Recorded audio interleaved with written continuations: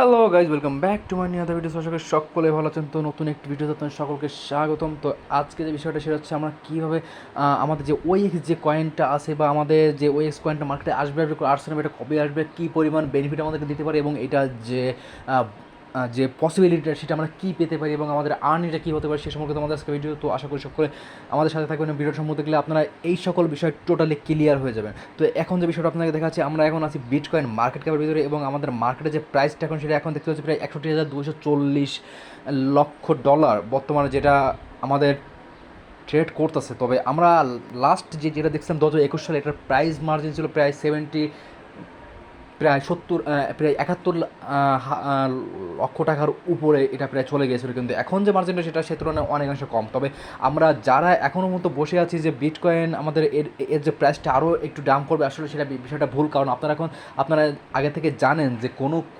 বিটকয়েনের যখন তার all time হাইকে অলমোস্ট টাচ করে এবং সে নিচের দিকে যখন হিউটার্ন নেয়, তখন সেটা একটি মার্জিন ক্যাপ নিয়েই না। আমি আসলে বিষয়টা হচ্ছে যে বিটকয়েন যখন নিচের দিকে আসে তখন তার যে যে স্টেবল যে রেটটা, সেই স্টেবল রেটটা, যেমন আমরা বিগত এক বছরের ভিতর থেকে দেখছি যে বিটকয়েন কখনও অ্যাকচুয়ালি 50 বা এর নিচে আমাদের মানে আর নামে না এটা। তো এটার যে যে রিটাচিং যে অপশনটা সেটা হচ্ছে আমাদের প্রায় 60,000 বা 60 লক্ষর কাছাকাছি এটা বর্তমানে বিলং করছে। তবে এখান থেকে যে বিষয়টা আমরা এখানে দেখতে পাচ্ছি যে আমাদের যে বর্তমান যে প্রাইসটা আছে বিটকয়েন, তো এটা যখন আমাদের হোমে যখন প্রায় 50,000 কাছাকাছি আসবে, তখন হচ্ছে এটা বুল রানের একটি পর্যায়ে চলে আসবে। কারণ এখান থেকে মার্কেটটা আসলে উপরের দিকে একটু টার্ন নেওয়ার চেষ্টা করবে। তবে এটা যদি করে থাকে তাহলে আমাদের বিটকয়েনের প্রাইস 1 কোটি বা এটা ছাড়া যাওয়ার সম্ভাবনা আছে আমাদের এই বছরের মধ্যে। তবে লাস্ট যে পর্যায়ে আমরা এখানে দেখতে পাচ্ছি বিগত এক মাসের যে মার্জিন ক্যাপ, এখানে আমরা দেখতে পাচ্ছি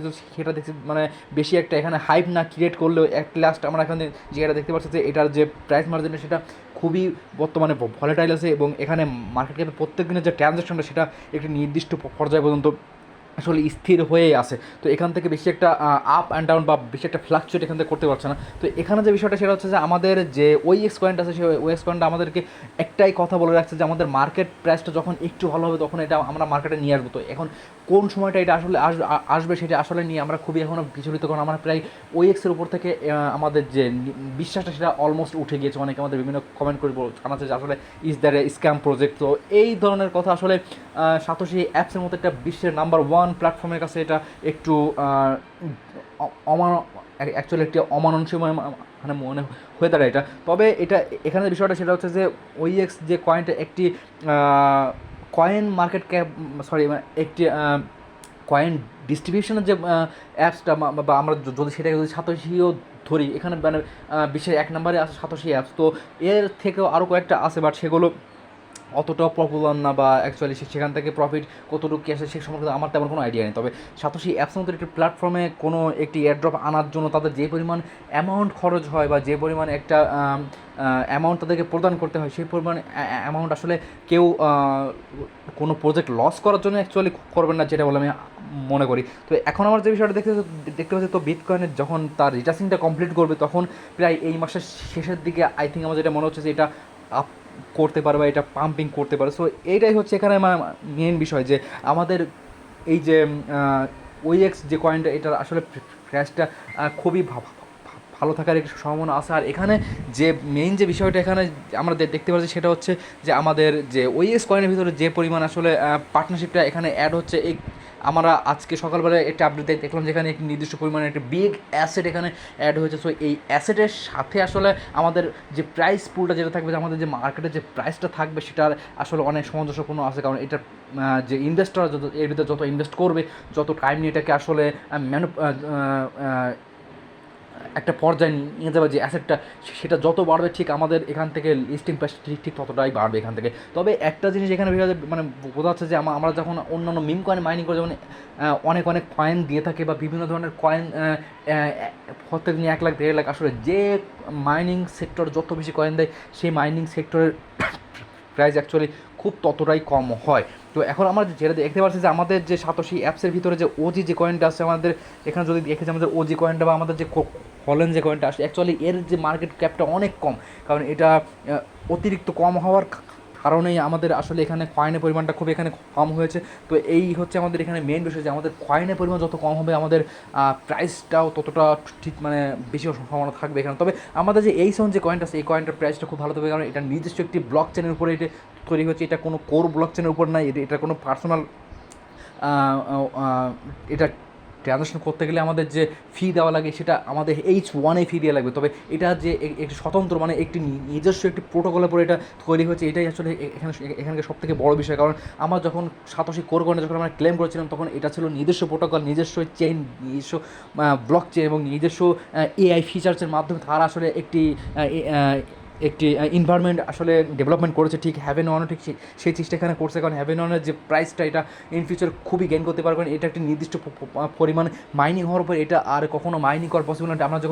আমরা এতদিন যেটা দেখেছি অ্যাকচুয়ালি যে বিটকয়েন আমাদের যে নির্দিষ্ট যে মার্কেট ক্যাপটা এখানে আছে, যে আমাদের একটা পর্যায়ে যাওয়ার পর যখন বিটকয়েনের ঠিক কতগুলো বিটকয়েন আসলে মার্কেটে আসা সম্ভব তার বাইরে আর কখনো বিটকয়েন মাইনিং করা পসিবল না। একটা নির্দিষ্ট সময় গিয়ে পরে গিয়ে বিটকয়েনের যে মাইনিংটা সেটা টোটালি ইন্ড হয়ে যাবে, আর বিটকয়েন আর কখনো যদি কেউ চেষ্টা করে কখনো কেউ মাইনিং করতে পারবে না। ঠিক হ্যাভেন অন ঠিক সেই টাইপের একটা প্রজেক্ট, কোর করেন ঠিক সেই টাইপের একটা প্রজেক্ট যে একটা নির্দিষ্ট সময় পরে যেটা আর কখনো মাইনিং করা পসিবল না। আপনারা যদি মানে দেখেন যে অনেক ক্রিপ্টোকারেন্সি আছে যে এগুলো আসলে আপনি আজীবন ধরে মাইনিং করতে পারেন এবং সেখান থেকে আপনি প্রফিট নিতে পারেন। তবে একটা বিশেষ বিষয় হচ্ছে যে ক্রিপ্টোকারেন্সির মার্কেটে যত কম থাকে আসলে যেটা সাপ্লাই যত কম থাকে সেই ক্রিপ্টোকারেন্সির প্রাইসটা ঠিক তত বেশি থাকে। তবে এর জন্য আমাদের সবথেকে বেশি যেটা প্রয়োজন সেটা হচ্ছে আমাদের সাপ্লাইটা কমানো। তো এখন যে বিষয়টা সেটা হচ্ছে আমাদের এই সম্পূর্ণ পোটেনশিয়ালটা আমাদের এই সনের মধ্যেও আছে এবং আমাদের যে OX যেহেতু দেখতে পাচ্ছি OXটে একটি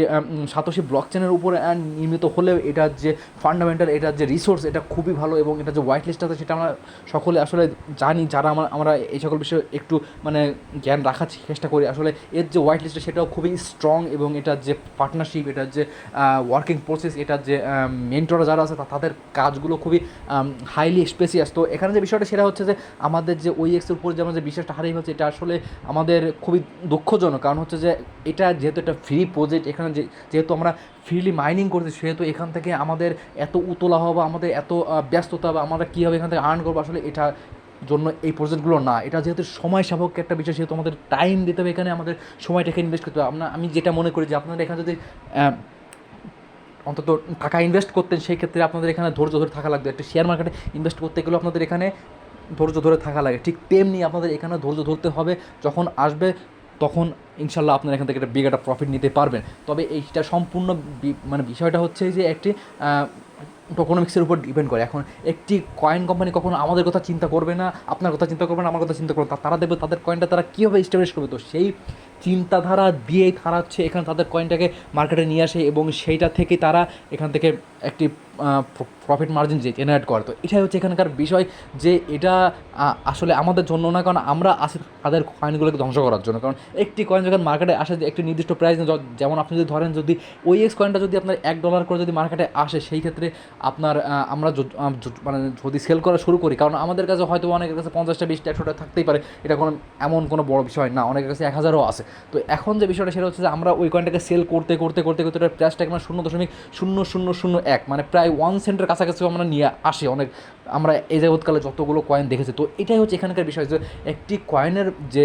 মার্জিন ক্যাপটা যেটা যত বেশি থাকবে সেটা ততই আসলে মার্কেটে বেশি দিন লাস্টিং করতে পারতে হবে। বেশি দিন বলতে হচ্ছে যে সেটার যে প্রাইসটা সেটা অনেকটাই স্টেবল থাকতে পারে। তো এটাই হচ্ছে এখানকার মেন বিষয়। তো আশা করি আপনারা বুঝতে পারছেন। যদি আপনাদের এই ভিডিও থেকে সামান্য পরিমাণে যদি কোনো জ্ঞান লাভ করে থাকেন, যদি আপনারা কিছু বুঝতে পারেন সেক্ষেত্রে আমাদের চ্যানেলটি সাবস্ক্রাইব করতে পারেন এই সকল ধরনের আপডেট পাওয়ার জন্য আমাদের সাথে থাকবেন। আর যদি আপনাদের কোনো কোশ্চেন থাকে তাহলে অবশ্যই আমাদের কমেন্ট বক্সে লিখতে বলবেন না এবং আমাদের সাথে থাকবেন। সো আল্লাহ হাফেজ।